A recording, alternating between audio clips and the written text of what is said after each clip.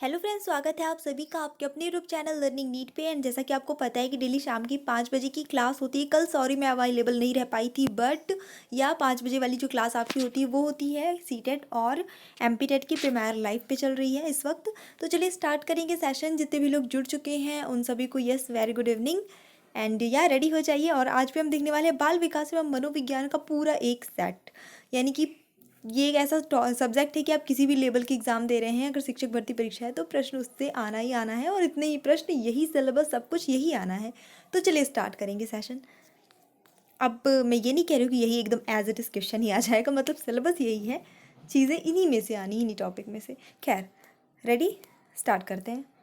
Live chat में reply देना start करिए। फर्स्ट क्वेश्चन है आपका, एक उत्तम कक्षा कक्ष शिक्षक यानी कि अच्छा क्लास टीचर जो होता है वो छात्रों की प्राकृतिक जिज्ञासा का पोषण करता है, छात्रों को पारस्परिक संवाद के लिए प्रोत्साहित करता है, छात्रों को वास्तविक वैश्विक परिस्थितियों में सम्मिलित करता है, या फिर ये सभी। कोई भी एक अच्छा टीचर होगा वो क्या करेगा, वो बच्चों की प्राकृतिक जिज्ञासा का पोषण भी करेगा, पारस्परिक संवाद के लिए भी प्रोत्साहित करेगा, वैश्विक परिस्थितियों में सम्मिलित भी करेगा। तो ऑप्शन नंबर डी बिल्कुल यहाँ पे सही हो जाता है। आई थिंक आसान प्रश्न था ये। सृजनात्मकता की विशेषता होती है क्या? मौलिकता, प्रवाहशीलता, लचीलापन, ये सभी।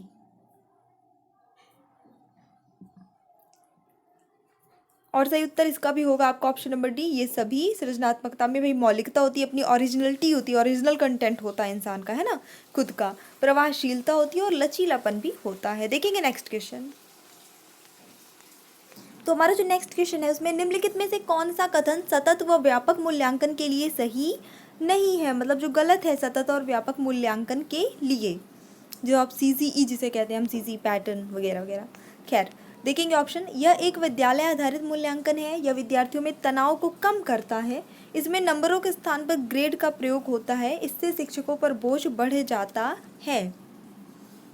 तो आपको पता ही है कि इन सभी टॉपिक पे इस टाइप के कोई भी क्वेश्चन आते हैं आपको निगेटिव वाला ऑप्शन ही, क्योंकि निगेटिव है क्वेश्चन, जो इसके लिए सही नहीं है कथन वो है इससे शिक्षकों पर बोझ बढ़ जाता है। क्योंकि काम चाहे जितना हो जाए, प्रेशर चाहे जितना हो जाए, हम कभी एज अ टीचर ये नहीं कह सकते कि हमारे ऊपर वर्कलोड है या हमारे ऊपर काम का बोझ है। रहता है, इट्स ओके, बट हम कह नहीं सकते। अगर कोई टीचर, माना जाता है कि अगर कोई टीचर बोलता है कि ये काम हमारे लिए बोझ है, तो मतलब I mean teachers are like machine, तो इसलिए हमें ये कभी भी ऐसा ऑप्शन आए कि शिक्षक पर बोझ है, शिक्षक का काम मुश्किल हो जाता है, या शिक्षक को किसी और से हेल्प लेनी चाहिए, तो वो आपका निगेटिव में जाएगा ऑप्शन, है ना। तो चलिए देखेंगे नेक्स्ट क्वेश्चन। और प्राउड करिए अपने टीचर होने पर। टीचर बहुत ही अमेजिंग पर्सनालिटीज़ होते हैं, वो मतलब दुनिया में सब कुछ कर सकते हैं। इट्स लाइक, एक शिक्षक को कक्षा में कार्य करना चाहिए प्रगतिशील भूमिका में, प्रभुत्ववादी भूमिका में, प्रजातांत्रिक भूमिका में, प्रभावशाली भूमिका में। कैसे काम करना चाहिए? तो टीचर को हमेशा प्रजातांत्रिक भूमिका में काम करना चाहिए। ठीक है, सभी को, पूरी क्लास को प्रजातांत्रिक क्लास बना के रखनी चाहिए, बच्चों को इम्पोर्टेंस देना चाहिए, सबकी बात सुननी चाहिए, इस तरह से क्लास मैनेज करनी चाहिए। एक बालक की वास्तविक आयु 12 वर्ष है तथा मानसिक आयु 15 वर्ष है, तो बताइए उसकी बुद्धि लब्धि यानी IQ कितनी होगी? 125, 120, 80 या 100? फटाफट से काउंट करिए। इसका आई थिंक फॉर्मूला तो सबको पता ही होगा, 12 और 15।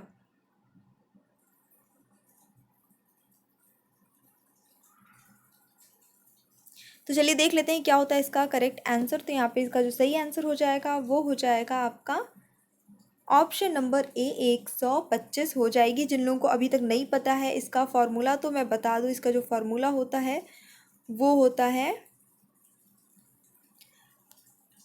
आपकी मानसिक आयु, मेंटल एज, है ना, मैं शॉर्ट में लिख दे रही हूँ, बटे यानी अपॉन क्रोनोलॉजिकल एज, यानी कि जिसको वास्तविक आयु हम कहते हैं, वो हो जाएगी। तो हम देख रहे हैं यहाँ कि मानसिक आयु कितनी है, 15 है, और वास्तविक आयु है 12। तो हम इसको पहले डिवाइड करते हैं, इंटू करते हैं 100 से, ठीक है, तो सिंपली आप 15/12 करेंगे और फिर उसको तो आपका सीधे सीधे से अगर हम काटेंगे तो 1.25 आएगा, और जब इंटू कर देंगे 100 से तो ये पॉइंट हट जाएगा क्योंकि 2 0 यहाँ लगे हैं। सिंपल, बहुत ही सिंपली इसको हम कर सकते हैं, बहुत मैथ्स भी लगाने की जरूरत नहीं है। 125 आपका आंसर आ जाएगा। देखेंगे नेक्स्ट क्वेश्चन। अधिगम के प्रकार हैं कितने? ज्ञानात्मक अधिगम, गामक अधिगम, संवेदनात्मक अधिगम या इनमें से सभी? तो ये सारे ही अधिगम के प्रकार हैं। देखेंगे नेक्स्ट क्वेश्चन। प्रारंभिक कक्षाओं में सीखने की जिन विधियों को महत्व दिया जाता है वह कौन सी है? निरीक्षण विधि, करके सीखना, सामूहिक विधि, वाद विवाद विधि। और सही आंसर होगा इस क्वेश्चन के लिए आपका ऑप्शन नंबर बी, करके सीखना। ये प्राइमरी क्लासेस के लिए इस विधि को बहुत महत्व दिया था। अगर इसमें ऑप्शन में खेल विधि होता तो आप वो लगाते, खेल विधि नहीं है तो आप करके सीखना विधि लगाएंगे, जिसमें बच्चे खुद भी करके सीखते हैं जो भी काम होता है। करके सीखा हुआ ज्ञान हमेशा क्या होता है? परमानेंट होता है। हम जो भी नया काम करते हैं उसे आत्मसात कर लेते हैं। ये किस चीज़ से संबंधित है? अगर हम कोई भी नया काम कर रहे हैं, ठीक है, हमने उसे आत्मसात कर लिया अच्छे से, पूरी तरह से, तो ये आत्मीकरण के नियम से संबंधित है, आंशिक क्रिया के नियम से संबंधित है, अभ्यास के नियम से संबंधित है, या परिणाम के नियम से? आसान है गेस करना, अगर नहीं भी पता है तो आत्मसात आत्मीकरण के नियम से संबंधित है। ऑप्शन नंबर ए यहाँ पे सही उत्तर हो जाता है। देखेंगे नेक्स्ट क्वेश्चन। जब किसी वस्तु को देख कर या स्पर्श कर ज्ञान प्राप्त किया जाता है तो वो सीखना क्या कहलाता है? देखिए, नॉर्मली हम किसी का लेक्चर सुन के कुछ ऐसे करके सीखते हैं, और कुछ चीज़ें होती हैं जो हम कोई वस्तु को देख कर उसके बारे में जानते हैं या उसे छू कर उसके बारे में समझ पाते हैं। ऐसा ज्ञान क्या कहलाता है? प्रत्यक्षात्मक सीखना, ज्ञानात्मक सीखना, साहचर्यात्मक सीखना, या करके सीखना? तो यहाँ पे जो सही उत्तर होता है वो होता है आपका ऑप्शन नंबर ए, प्रत्यक्षात्मक सीखना। हाँ, आज इंग्लिश की क्लास नहीं हो पाई है, उसके लिए सॉरी। क्लास इसलिए नहीं हो पाई है क्योंकि जैसे कि मैंने कहा था कि टेंस पढ़ाना है, तो मेरे नोट्स आधे बने हुए हैं। मतलब आज की क्लास तो हो जाती, लेकिन आई डोंट नो कि कल का हो पाता कि नहीं, तो इस वजह से मैंने क्या किया कि पूरा आज कंप्लीट कर लेते हैं ताकि फिर क्लास लगे तो बैक टू बैक, क्योंकि हर क्लास में मैं आपको वर्क दूंगी और नेक्स्ट डे उस वर्क को एक्सप्लेन करूंगी। तो इस वजह से गैप मैं नहीं चाहती कि टेंस की क्लास में कोई भी गैप हो, तो इस वजह से वो कन्फ्यूज़न की सिचुएशन में कोई भी क्लास नहीं हो पाई इंग्लिश की, सॉरी फॉर दैट। खैर, देखेंगे नेक्स्ट क्वेश्चन। प्रत्यक्षात्मक मतलब जिसको हम प्रत्यक्ष देख रहे हैं, दैट्स इट। तत्परता के द्वारा हम कार्य सीख लेते हैं, कैसे? धीरे धीरे, शीघ्र, अधूरा, पूर्ण।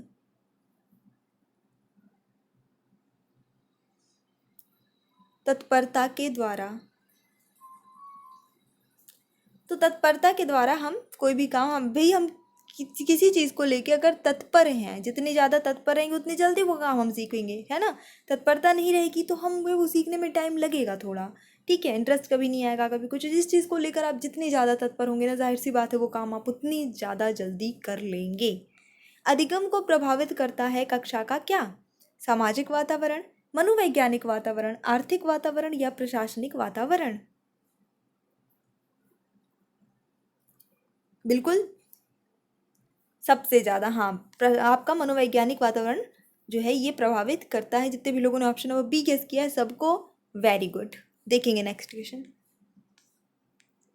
निम्न में से कौन सी विशेषता सामाजिक रूप से वंचित वर्ग के विद्यार्थियों की नहीं है? तो क्या बोला है जो नहीं है? सामाजिक रूप से जो वंचित बालक होते हैं। बालकों की देखभाल के अनुभव उन्हें स्कूल के लिए प्रभावशाली ढंग से तैयार नहीं करते, नियमित स्वास्थ्य संबंधी देखभाल नहीं मिलती, व्यापक एवं विविध अनुभवों को प्राप्त करने का मौका नहीं मिलता, या विद्यालय में अच्छा करने के लिए प्रेरित नहीं किया जाता।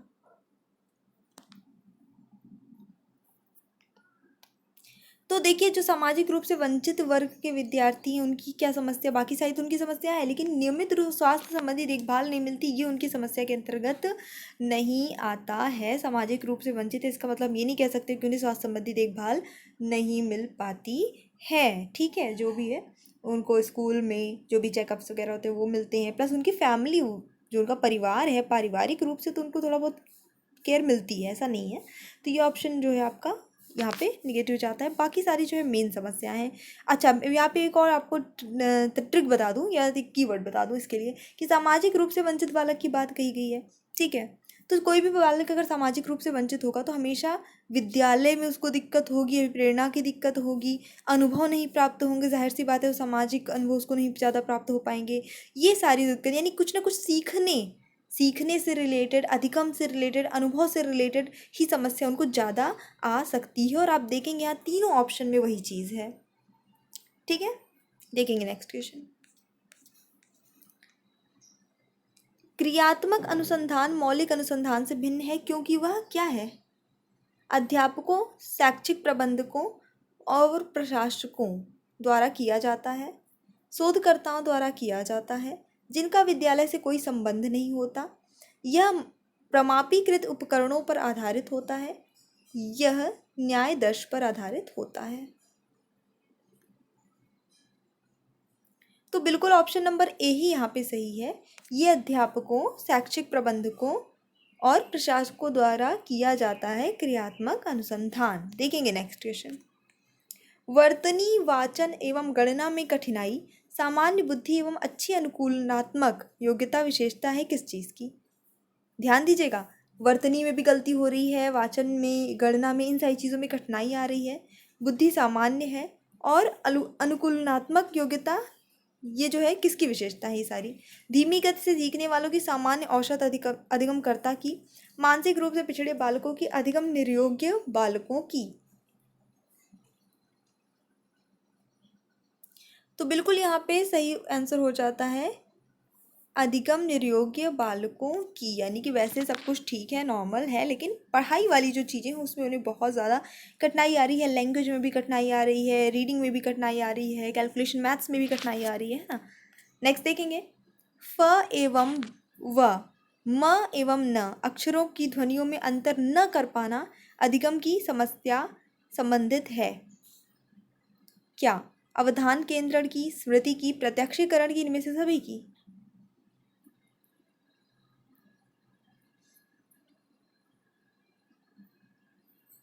फ व म न अक्षरों की ध्वनि में अंतर ना कर पाना।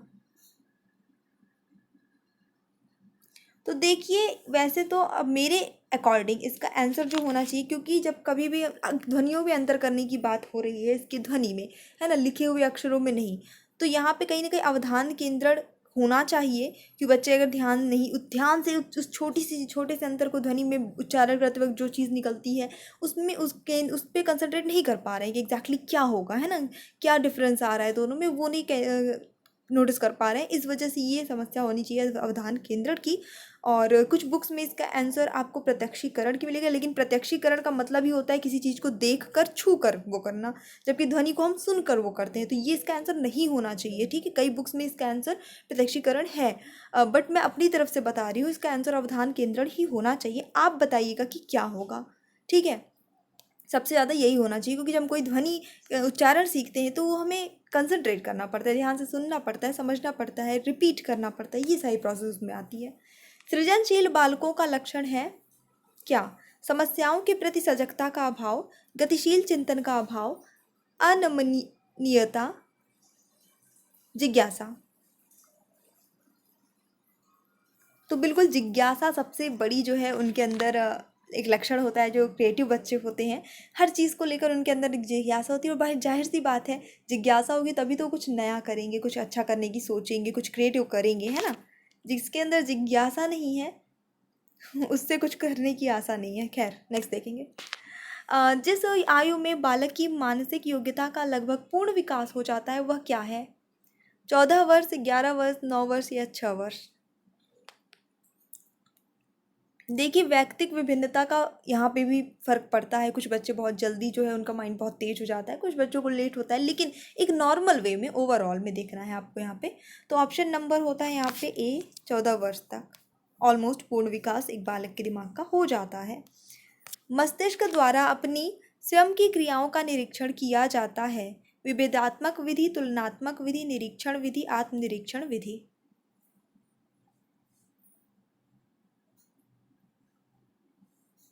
तो सही आंसर होगा इस क्वेश्चन के लिए आपका ऑप्शन नंबर बी आत्मनिरीक्षण विधि, स्वयं की क्रियाओं का निरीक्षण, साफ साफ दिखा हुआ है खुद का निरीक्षण, दैट इज आत्मनिरीक्षण। विकासात्मक पद्धति को कहते हैं क्या? उपचारात्मक विधि, सांख्यिकीय विधि, उत्पत्ति मूलक विधि, जीवन इतिहास पद्धति। मेरी एक छोटी सी रिक्वेस्ट प्लीज़ मानिएगा, अगर आपको वीडियो अच्छा लग रहा है तो लाइक कर दीजिएगा। कहना नहीं, मतलब कहना पड़ जाता है लास्ट में, स्टार्टिंग में तो नहीं कहते बट लास्ट लास्ट तक लाइक नहीं आते तो फिर लगता है बोल दो। ओके, लाइक कर दीजिएगा, शेयर कर दीजिएगा, चैनल पे न्यू है तो सब्सक्राइब करके जाइएगा ताकि जल्दी से अभी 150 हम लोग एटलीस्ट कंप्लीट हो जाए। तो यहाँ पे जो सही आंसर होगा 19 के लिए वो होता है आपका ऑप्शन नंबर सी, उत्पत्ति मूलक विधि। प्रयोगात्मक विधि में सामना नहीं करना पड़ता है किसका? सजातीयता का अभाव, प्रयोग स्थल की कठिनाई, घटनाओं की जटिलता, समस्या का चुनाव। तो प्रयोगात्मक विधि में समस्या का चुनाव ये जो है नहीं करना पड़ता है, बाकी सारी चीज़ प्रयोग स्थल भाई प्रयोग करना है तो प्रयोग स्थल उठाना पड़ेगी, घटनाएं उठानी पड़ेगी, घटनाओं की जटिलता भी रहती है। कोई एक्सपेरिमेंट आप करेंगे तो जाहिर सी बात है घटनाएं होने की चांसेस हैं। सजातीयता का अभाव भी एक बहुत बड़ा चैलेंज होता है। समस्या का चुनाव आपको नहीं करना पड़ता, ये आपको ऑटोमेटिकली मिल जाता है। मानव विकास जिन दो कारकों पर निर्भर करता है वो क्या है? जैविक और आर्थिक, जैविक सामाजिक, सामाजिक और राजनीतिक, सामाजिक और आर्थिक।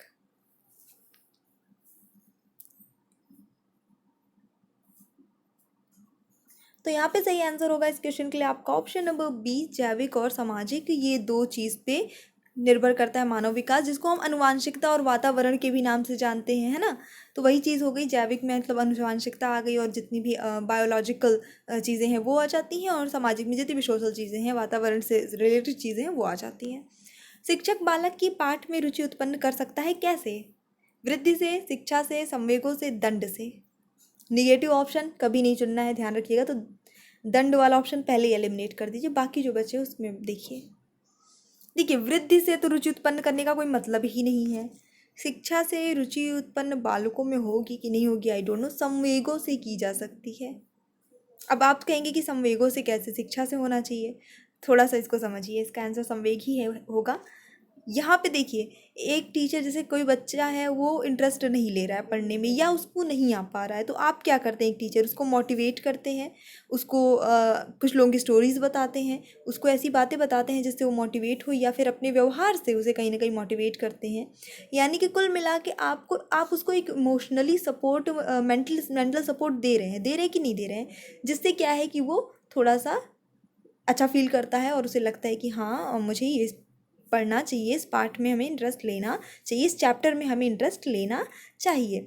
और यही रीज़न है कि स्टार्टिंग में ही हम बच्चों में ऐसा इंटरेस्ट क्रिएट कर देते हैं, बच्चों के डेली लाइफ से पार्ट को या उनके जो एक्सपीरियंस होते हैं उनसे चैप्टर को कनेक्ट कर देते हैं, जिससे बच्चे ऑटोमेटिकली उसमें इंटरेस्ट लेने लगे। तो ये एक बहुत ही इम्पॉर्टेंट क्वेश्चन था, क्योंकि इसका आंसर बहुत ही कंफ्यूजिंग है।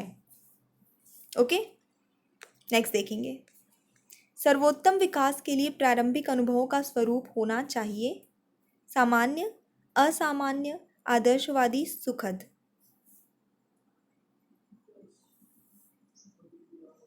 तो यहाँ पे सही आंसर होगा इस क्वेश्चन के लिए, सर्वोत्तम विकास के लिए स्टार्टिंग के अनुभव हमेशा सुखद होने चाहिए। ठीक है, तभी प्रॉपर विकास हो सकता है। जाहिर सी बात है, सब कुछ डिपेंड करता है प्रारंभिक अनुभवों पर। प्रारंभिक अनुभव अच्छे हैं तो ही आप आगे बढ़ते हैं, अदरवाइज़ बहुत मुश्किल होती है हर चीज़। यहाँ मैं छोटा सा एग्जांपल देती हूँ। आप लोगों ने देखा होगा कि आप लोग कोई न्यू क्लास, कोई हॉबी क्लास या कहीं पे भी कुछ ज्वाइन करते हैं, स्टार्टिंग के 1-2 दिन आपको एकदम, या फिर आप जैसे डेमो वगैरह लेने जाते हैं, बहुत ही बेहतरीन ट्रीट किया जाता है, बहुत एकदम फर्स्ट क्लास। तो लगता है कि वाह, अनुभव जो है बड़ा अच्छा लाता है।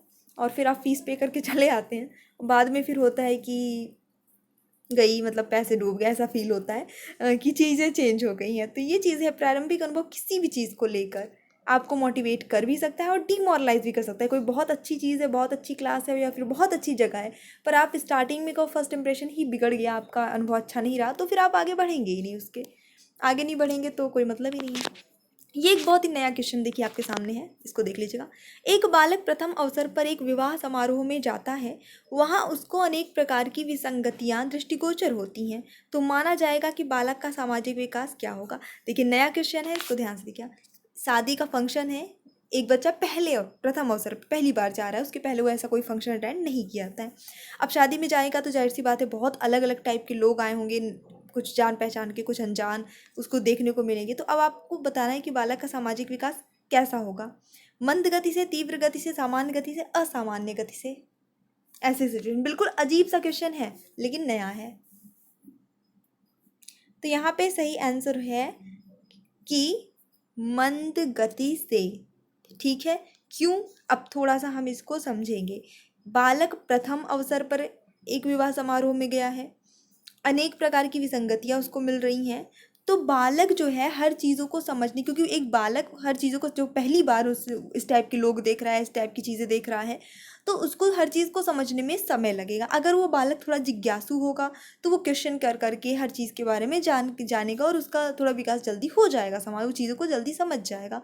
बट बेसिकली अगर वो पहली बार गया है तो बहुत सारे बच्चे होते हैं जिनमें जिज्ञासा नहीं होती, बहुत कम ही बच्चे ऐसे होते हैं जो बहुत ज़्यादा क्यूरियस टाइप के होते हैं। तो ऐसी सिचुएशन में क्या, वो पहली बार जाएगा, कुछ चीज़ें उसे समझ में आएंगी, कुछ चीज़ें उसे शायद वो एक्सपीरियंस ही ना कर पाए एक ही फंक्शन में। फिर दोबारा जब कभी जाएगा तो वो पहले उसका जो पूर्व अनुभव होता है उससे वो रिलेट कर पाएगा, और दोबारा जब ऐसा वो अटेंड करेगा तो उसका विकास ज़्यादा तेज़ी से होगा। सामाजिक विकास की यहाँ सिर्फ बात हो रही है, बाकी चीज़ों की बात नहीं हो रही है। जनरली बच्चे पहली बार कोई नई चीज़ अटेंड करते हैं, जाते हैं कहीं पे, तो वो चीज़ों को बस महसूस करते हैं, देखते हैं, समझने की कोशिश करते हैं, कंफ्यूज रहते हैं। कुछ बच्चे जो शर्मीले होते हैं वो झिझक में रहते हैं, है ना, ये सारी चीज़ें होती हैं। वो डिपेंड करता है व्यक्ति की भिन्नता पे कि बच्चा किस टाइप का है। कुछ तो बहुत शैतान भी होते हैं, पहली बार में आतंक मचा देते हैं कहीं भी जाते हैं तो। खैर, देखेंगे नेक्स्ट क्वेश्चन। शिक्षण कार्य में बालक के प्रारंभिक अनुभव को उत्तम बनाने का कार्य करने के लिए शिक्षक को प्रयोग करना चाहिए किस चीज़ का? शिक्षण सूत्रों का, शिक्षण कार्यों का, शिक्षण व्यवस्था का, शिक्षण सामग्री का। अब यहाँ भी बात वही प्रारंभिक अनुभव की ही हो रही है, तो बिल्कुल शिक्षण सूत्रों का प्रयोग करना चाहिए, शिक्षण सूत्रों का ध्यान होना चाहिए कि मतलब किस सामान्य से सरल से कठिन की ओर जाना है, कि किससे किसकी ओर जाना है, ये इस टीचर को पता होना चाहिए कि हम कौन सा टॉपिक पढ़ा रहे हैं, कौन सी चीज़ पढ़ा रहे हैं, उसके लिए हमें कौन सा सूत्र यूज़ करना है, ताकि बच्चा स्टार्टिंग में ही उसको ऐसा ना हो कि ये तो बहुत कठिन चीज़ है या फिर ये तो बिल्कुल बोरिंग चीज़ है, ऐसी फीलिंग उसको स्टार्टिंग में ना आए। बाकी फिर वो कॉम्प्लिकेटेड होता जाएगा आगे, वो एक अलग बात है। परवर्ती अनुभव का संबंध किससे होता है? परिणाम से, प्रारंभ से, दोनों से, मूल्यों से? परिणाम से। यहाँ प्रारंभिक अनुभव की बात नहीं, परवर्ती अनुभव की बात हो रही, तो रिजल्ट से इसका संबंध डायरेक्ट होता है, जो कि लास्ट में आता है।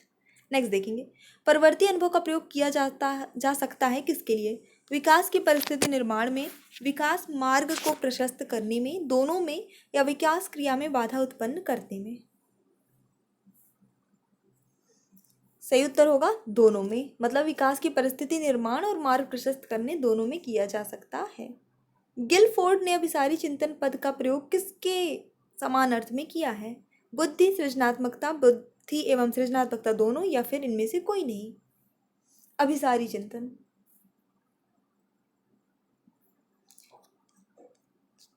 फटाफट से बताइए। चलिए देख लेंगे क्या होगा आंसर। ऑप्शन नंबर बी, सृजनात्मकता, इसका जो है इस पद का प्रयोग किया है इसके अर्थ में। नेक्स्ट देखेंगे। ओके, अगेन एक निगेटिव क्वेश्चन है, नहीं वाला। निम्न में से कौन सा कथन रुचि के बारे में सत्य नहीं है?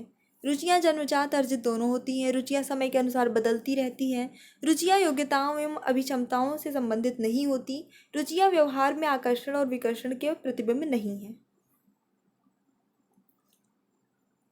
तो देखेंगे, रुचियां जन्मजात और अर्जित दोनों होती हैं, ये बात सही है। रुचियां समय के अनुसार बदलती भी, इंटरेस्ट बदलते हो सकता है, 10 साल पहले मेरा जो इंटरेस्ट रहा वो आज नहीं है, आज कुछ और है, कल कुछ और हो सकता है। रुचियां योग्यता और अभिक्षमताओं से भी संबंधित नहीं होती हैं, ये भी एक बात कहीं ना कहीं सही है। देखिए, ऐसा नहीं है कि मुझ में जो योग्यता नहीं वो मेरी रुचि नहीं है, मतलब हो सकता है कि आपको किसी चीज़ में इंटरेस्ट है लेकिन उतनी अभी आपने क्योंकि सीखा नहीं है, ट्रेनिंग नहीं ली है उस चीज़ का, तो आपको उसमें इतनी योग्यता नहीं है या अभिक्षमता नहीं है। जो सबसे यहाँ पे मेन पॉइंट, निगेटिव पॉइंट जाता है, वो जाता है रुचियाँ व्यवहार में आकर्षण और विकर्षण के प्रतिबिंब नहीं है, ये गलत है। रुचियाँ व्यवहार में आकर्षण और विकर्षण के प्रतिबिंब हैं। आपके क्या इंटरेस्ट है वो आपके बिहेवियर में साफ समझ में आते हैं, आपके डेली लाइफ में, रूटीन में, और वो चीज़ें आपके इंटरेस्ट जो है वो झलक जाता है। तो ये हो सकता है आपके कुछ इंटरेस्ट के कारण आपके बिहेवियर में बहुत ज़्यादा आकर्षण हो, या आपके कुछ रुचियाँ ऐसी हो जो अनअट्रैक्टिव हो काफ़ी ज़्यादा। तो ये बिल्कुल ऑप्शन नंबर डी यहाँ निगेटिव जाता है। इंटरेस्ट एक अलग चीज़ होती है, हमें किसी चीज़ में इंटरेस्ट होता है, अब हम वो कर, जैसे कुछ लोग होते हैं उनको सिंगिंग में इंटरेस्ट है, बहुत ज़्यादा इंटरेस्ट है, पर वो एक प्रोफेशनल सिंगर नहीं है, वो गा नहीं पाते, पर ऐसा नहीं कि उन्हें इंटरेस्ट नहीं है, है ना। तो इंटरेस्ट यानी कि रुचि जो होती है वो ऐसा अभिक्षमता अभियोग्यता से उतना ज़्यादा डिपेंड नहीं होती है उस पर। एक चिंतनशील शिक्षक कक्षा कक्ष में ऐसी परिस्थिति उत्पन्न करता है कि छात्र क्या कर सकें। चिंतनशील शिक्षक भाषण सुन सकें, कक्षा कक्ष में शिक्षक के भाषण के नोट्स ले सकें, कक्षा कक्ष में अनुशासन बनाए रखें, या छात्रों और शिक्षकों में पारस्परिक अंतःक्रिया को प्रोत्साहन मिले। तो सारे ही ऑप्शन निगेटिव जा रहे हैं, सिर्फ एक आपका पॉजिटिव है, छात्रों और शिक्षकों के बीच पारस्परिक अंतःक्रिया को प्रोत्साहन मिले। अनुशासन बनाए रखना, भाषण बस सुन देते रहना और बच्चे उसको लिखते रहें, ये सारे निगेटिव में जाते हैं। कोई भी अच्छी क्लास होगी, जैसे आजकल स्कूलों में बहुत प्रेशर बनाया जाता है ना कि क्लास से में एकदम पिन ड्रॉप साइलेंस रहे, एक भी आवाज़ ना आए बस टीचर के अलावा, ये गलत चीज़ है। और जो एक अच्छे टीचर्स होते हैं, या एक अच्छे अगर मैनेजमेंट, अगर वाकई में जो उस मैनेजमेंट की पोस्ट पे बैठा है वो वाकई में पढ़ के आया है चीज़ों को सही से, सिर्फ डिग्री लेके नहीं आया है, तो वो हमेशा कहेगा कि क्लास में बातचीत की आवाज़ आती रहनी चाहिए, टीचर और बच्चों के बीच की इंटरेक्शन, तभी समझ में आएगा कि पढ़ाई हो रही है। अदरवाइज़ यही वो तो एक हो जाएगा कि टीचर बोले जा रहा है और बच्चे बस मूक दर्शक बन के सुन रहे हैं, तो वो एक सही तरीका नहीं है कभी भी क्लास का। तो शोर नहीं होना चाहिए, लेकिन इंटरेक्शन की, बात करने की, कम्युनिकेशन की आवाज़ बिल्कुल हमें एक अच्छी क्लास से आती रहती है। सो ये छोटी सी क्लास थी, अगर कुछ अच्छी लगी हो तो प्लीज़ लाइक करिएगा, शेयर करिएगा, चैनल भी न्यू है सब्सक्राइब करिएगा। ऑल्सो हमारे न्यू चैनल्स हैं तो उनकी लिंक सबकी दी हुई है, कॉमेंट बॉक्स में भी पिन है, डिस्क्रिप्शन बॉक्स में मिल जाएगा, तो वहाँ से आप जाके चेक कर सकते हैं। So thanks for watching, keep studying and bye bye.